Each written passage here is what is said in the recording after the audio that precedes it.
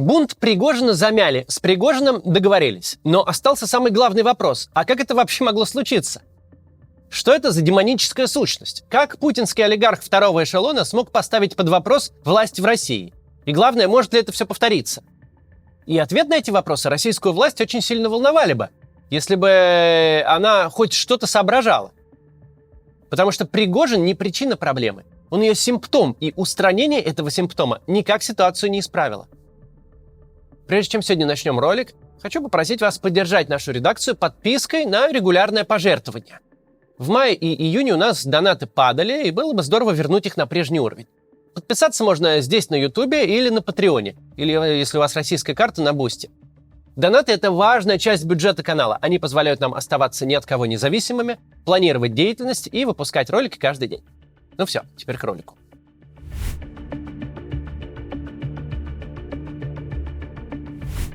Никакой массовый политический акт не возникает на ровном месте.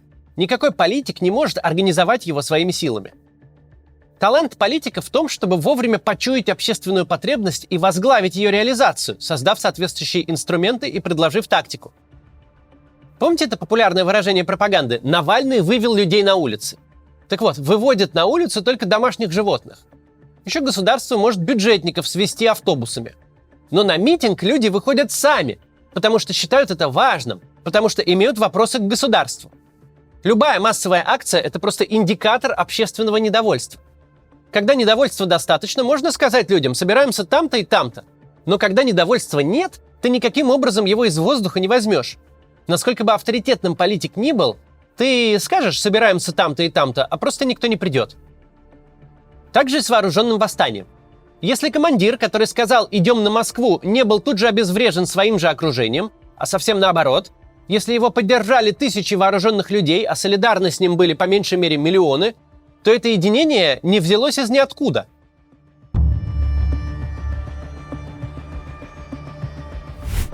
Первопричина такой солидарности очень проста. Государство относится к людям как к мусору. Оно, в общем-то, всегда ровно так и относилось, но в условиях войны перестало утруждать себя минимальными нормами приличия, хоть как-то свое наплевательство скрывать. Дело даже не во фронтовых проблемах, не в дефиците вооружений, боеприпасов и техники, не в провальной логистике, не в фантастической коррупции и повальной некомпетентности командиров, начиная с ротного уровня и заканчивая Генштабом. Гораздо тяжелее переживается безразличие государства ко всем этим проблемам. У государства своя война. Война из сводок Коношенко. В этой войне нет никаких мясных штурмов, нет голода, жажды, чудовищных потерь и копеечных приобретений. Это война, в которой российская армия высокоточным оружием угробила намного больше нацистов, наркоманов, химарсов, Зеленских и блоков НАТО, чем Сталин людей в ГУЛАГе. У государства вообще все очень хорошо. Государство выделяет бюджеты на импортозамещение и на борьбу с санкциями. Государство воюет за традиционные ценности против ЛГБТ. Государство отваливает миллиарды, чтобы перетащить весь развлекательный контент с Ютуба в ВК. Кто-то лепит свои шильдики на китайские дроны, кто-то разрабатывает программы духовно-нравственного воспитания. Все при деле, все заняты. Кто воровал застенчиво, стал воровать лопатами. Кто воровал лопатами, теперь ворует вагонами. Путин, обсуждая потери российской армии в войне, неизменно пребывает в игривом расположении духа. По путинскому уразумению выходит, что он русскому человеку даже одолжение делает. Типа человек этот теперь не от пьянки сдохнет, что на роду у него написано, а по милости Путина погибнет как герой в бою. Пригожин обосновывал свой поход на Москву соображениями, которые в честном соцопросе разделят 90% российских граждан.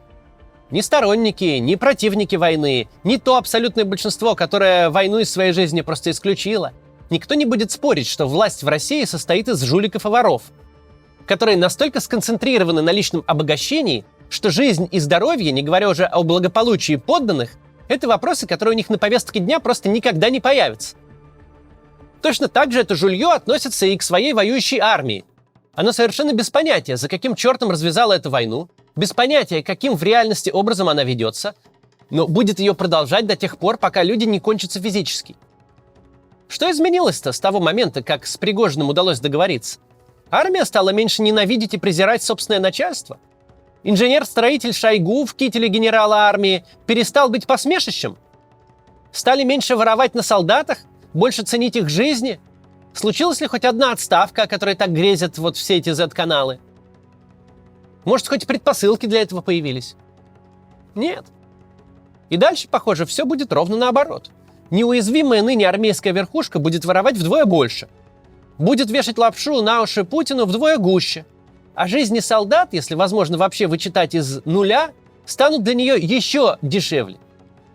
Пригожин, каким бы ни был упырем, абсорбировал и выражал гнев, злобу и чувство гнетущей несправедливости, которые царят в российской армии в частности и в российском обществе в целом.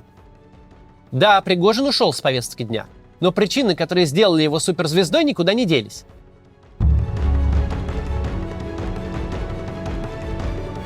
Давайте восстановим хронологию. Ровно год назад, когда только появились первые видео с вербовкой из колонии, мы впервые услышали голос Пригожина. Этот человек ранее был известен только аудитории независимых СМИ, причем как полумифическое существо. Некий повар Путина, чиновник по особым поручениям безо всякого официального статуса. Противостояние Пригожина с армейским начальством стало публичным с конца осени, с тех пор, как Бахмут стал главным направлением этой войны и самой кровавой ее мясорубкой. Таким образом, за полгода с небольшим, совершенно неизвестный широкой аудитории бандюган с внешностью магазинного сторожа стал одним из главных публичных политиков России. Ему для этого не понадобился телевизор, где стоял такой же бан на главу Вагнера, как в свое время на Навального. Ему для этого не потребовался официальный статус. Оказался не нужен дорогой продакшн. Чувак, одетый в милитари, выдающий на плохенькую камеру самые очевидные истины и имеющий большую онлайн-сеть распространения своего контента, моментально стал главным армейским спикером. Так могло случиться только по одной причине. Ничто сейчас не востребовано больше, чем самые очевидные истины.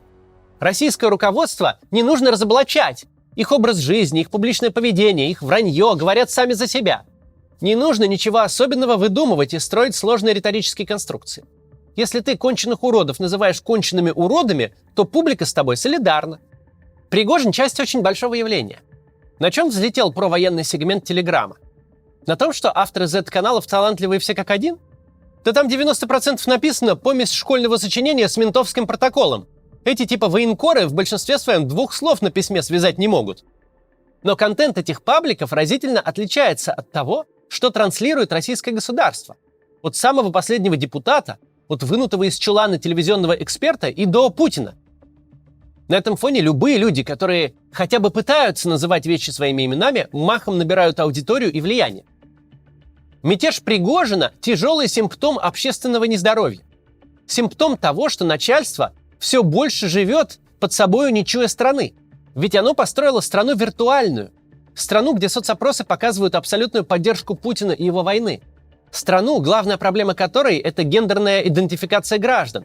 Страну, где выбирают восстанавливать разрушенный ими же Мариуполь, а не расселять людей из аварийных домов в Архангельске. Тем временем настоящая страна, у которой и до войны была масса проблем, уже никогда не будет прежней. Сотни тысяч граждан проходят через опыт безнаказанного насилия. Бесконтрольно расползается оружие с фронта. Очень быстро растет число насильственных преступлений. От российского общества десятых, где последовательно падали все маркеры общественного нездоровья, начиная с потребления алкоголя и заканчивая статистикой по убийствам, от этого общества больше ничего не осталось. Сотни тысяч людей получили боевой опыт, имеют доступ к оружию, но государство с ними обращается как с безответными пенсионерами, как со студентами, вышедшими на мирный митинг. В ответ на слезные обращения о скотских условиях службы и самоубийственных приказах на место прибывают ФСБшники и говорят: либо вы идете с голой жопой на танке, либо мы вас закатаем лет на 10. ФСБшники эти, представляющие государство, будто утратили чувство самосохранения. Они будто не понимают, что перед ними люди с оружием. Хуже того, что перед ними люди, которым нечего терять, которым до смерти 4 шага в любую сторону. Абсолютно всем людям сейчас показали способ, как заставить государство с ними считаться. Если они будут записывать жалобы на видео и жевать сопли перед охреневшими чекистами, их просто убьют. Легко и тихо. Для путинского государства нет никакой проблемы разом пустить в расход хоть целый полк. А вот если этому чекисту пустить очередь в брюхо, взять в заложники генерала другого и вместо похода на украинские пулеметы перейти никем не охраняемую российскую границу, то государство при самом неблагоприятном раскладе просто распустит бунтовщиков по домам. А то и вообще власть можно взять при некоторых раскладах.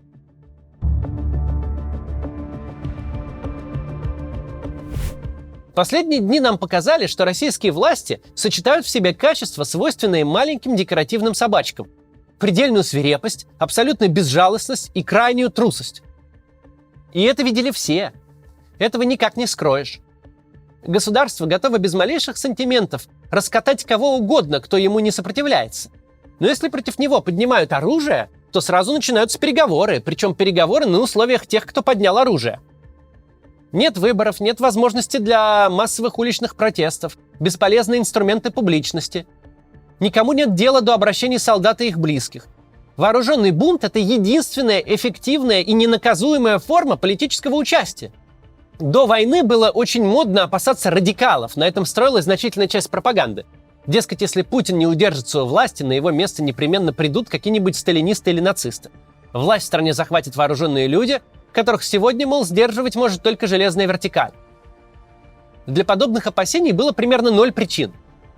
Кем должны быть эти люди? Откуда взять этих красногвардейцев? Где они возьмут ту самую дедовскую берданку и наган, с которым пойдут на Кремль? Не было в обществе никакого запроса на насильственное свержение власти, а совсем наоборот. Любые радикальные движения, любые спикеры с расстрелами и повешениями в политической программе отпугивали избирателей.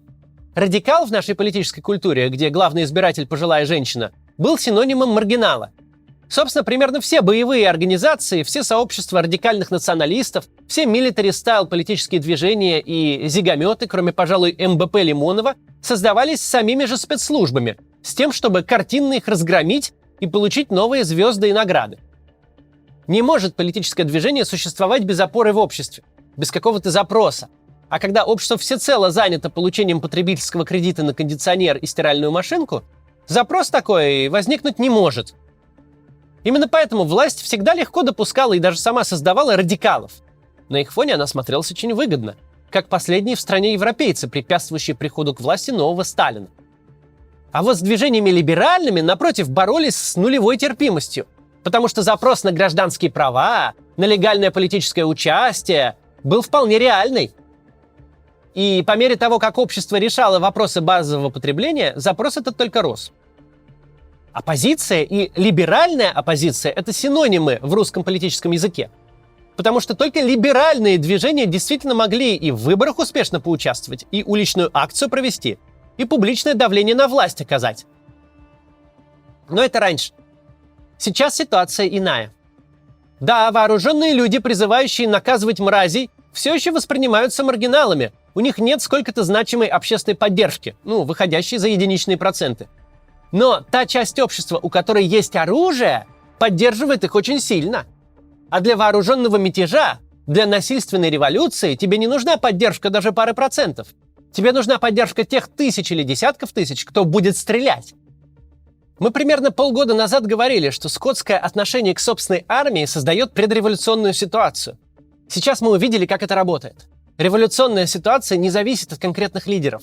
Пригожин или Иванов – неважно. Она просто есть и ждет того, кто сможет ею воспользоваться. А на примере Пригожина мы увидели, что много ума для этого не надо. Это не значит, что такой сценарий обязательно повторится. Но он стал вероятным впервые за путинское время. А поскольку государство даже не собирается менять себя и свое отношение к людям, а напротив, начальство, вызывающее наибольшую изжогу в вооруженной среде, вместо наказания получает награды, вероятность именно такого исхода резко возрастает. Мы с вами, люди либеральных взглядов, которые про участие в выборах, про улучшение жизни людей, про то, чтобы в стране были честные суды и честные выборы, мы сейчас вне игры. Именно мы, а совсем не вооруженные радикалы, объявлены вне закона. Наши возможности по влиянию на ситуацию очень ограничены. Похоже, что изменения в стране произойдут тогда, когда новый условный Пригожин не ответит в главный момент мятежа на звонки. Но общественный запрос на нормальную жизнь, адекватную власть и развитие никуда не делся. Люди по-прежнему хотят, чтобы правительство занималось своей страной, жизнями россиян, а не геополитическим противостоянием с блоком НАТО. Сейчас не наше время. Сейчас время тех, кто легко может пускать автоматную очередь в собеседника. Но наше время придет, и тогда мы должны быть готовы, чтобы все это исправить, а главное, не допустить подобной деградации России вновь. До завтра.